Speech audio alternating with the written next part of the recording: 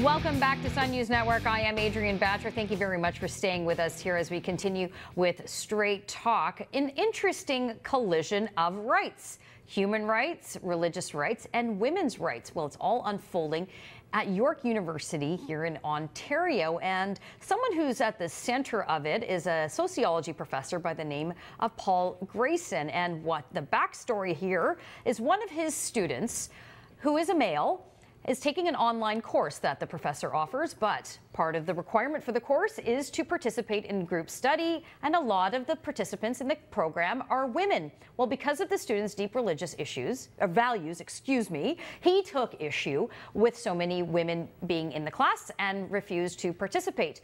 This did come to a proper resolution, but Professor Grayson does join me on the line. Perhaps he is best to unfold this for us. Professor Grayson, thanks very much for being here. No problem. So it's actually a fascinating story for so many of us, not only, of course, in the media that follow, all of these issues with respect to rights, but you're in the heart of it. You're in the thick of it in the university at York U.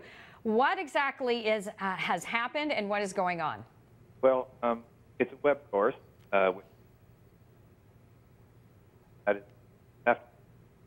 Members of the learning line conduct a focus. They serve ultimately as a facilitator for the group and as a participant for other students in class when they are facilitators. And I received this request from a student in September asking to be excused from publicly interacting with women in this fashion because of his religious beliefs. I, first of all, was somewhat shocked when I received that request because I've never heard of anything like it before, nor had my colleagues. And I very easily could have written to him and denied it, but I thought, no, this is bigger than me because this is a very serious issue. What I want is a principled statement from the university outlining why this is unacceptable and is inconsistent with York's core values. So I sent the request to both the Office of the Dean and to the Director of the Center for Human Rights and asked for a principled statement. Instead, what I got back was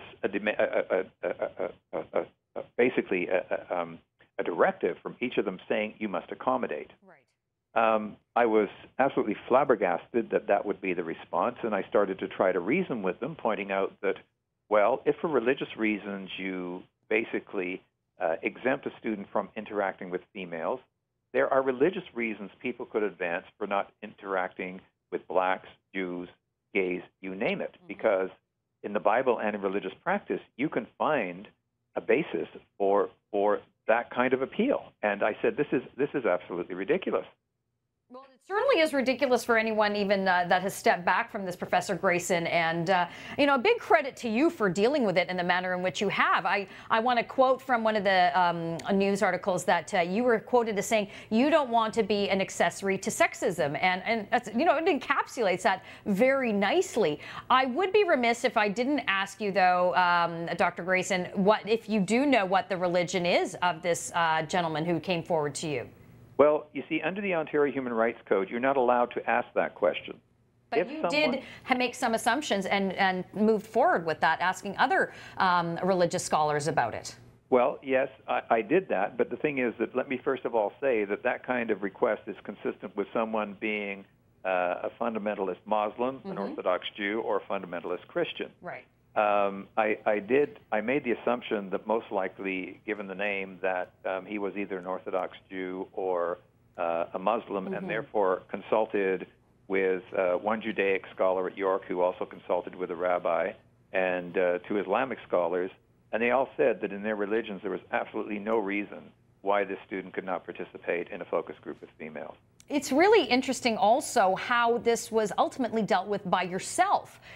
You went to the student directly and simply told him, I'm not going to accommodate your request. And the student was very malleable. He simply said, all right, I appreciate it. And you moved forward from there. And he did end up participating in the required aspect of the course that you'd asked for of your students. But it's really fascinating, interesting to watch how the university's administration, I mean, earlier we spoke about this on the show, Professor Grayson. I said everyone but the Pope seemed to have weighed in on this. I mean, you've got your university provost, the human rights people, the deans of various colleges. Everyone is weighing in on this. Did this surprise you? Well, I knew it was a big issue, and I basically begged the university to think about this, because I said, you're making the wrong move here, and I don't want York to get dragged through the mud again. But unfortunately, they didn't pay any attention to me, and they continued with their policy of basically requiring accommodation. It's something that we often hear about in university discourse. Of course, it's the notion of, freedom of speech and human rights, all sorts of rights being discussed in that bastion of academic freedom. You're in the heart of it and in the thick of it. This is probably the first time you've dealt with all of these sort of rights colliding. Is that correct? Yeah, well, they don't collide that frequently, actually. Right. And but again, this is certainly an interesting test and case study for all of these rights coming to a head. So, just in the short few seconds we have left with you, Professor Grayson, what's happening now? I know that the dean of the Arts and Science College at York U has said that you were supposed to provide reasonable accommodation to the student claiming the religious concerns, but you've not done that. In your mind, is this over and done with, or is there some issue in the future? Will you be reprimanded in any way? Well, my union informs me that technically, yes, I could be the subject of disciplinary action. I don't know whether or not that will occur.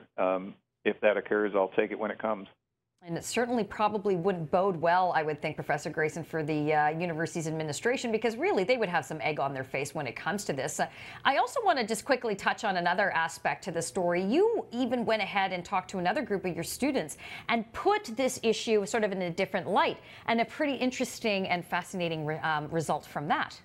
Yeah, well, what I did was, because I was concerned with the situation in another of my classes, I gave a survey in which I presented a similar scenario, one that obviously was in a different discipline and that sort of thing, and asked for comment on the part of students. And one of the questions I asked the females in the class was that if you were a member of this class, how would you feel if this kind of accommodation were granted? And needless to say, a large number of females were absolutely outraged. Some said they would get in touch with the media. Others said that they would initiate legal action. And, one even said that, well, I would basically file a complaint against my professor, which would be me. And you know what? They'd be right. They would have a perfect right if they were to find out that I was setting up a situation in which they were basically marginalized because of someone else's religious request. I would urge them to go against their professor in that kind of situation. Well, it is pretty incredible, and great credit to you, Professor Grayson, for staying your ground in spite of many of your colleagues taking issue with your actions. But good for you. We think it's pretty fascinating, and we appreciate your time. Okay, thanks a lot. York University professor Paul Grayson joined me by phone.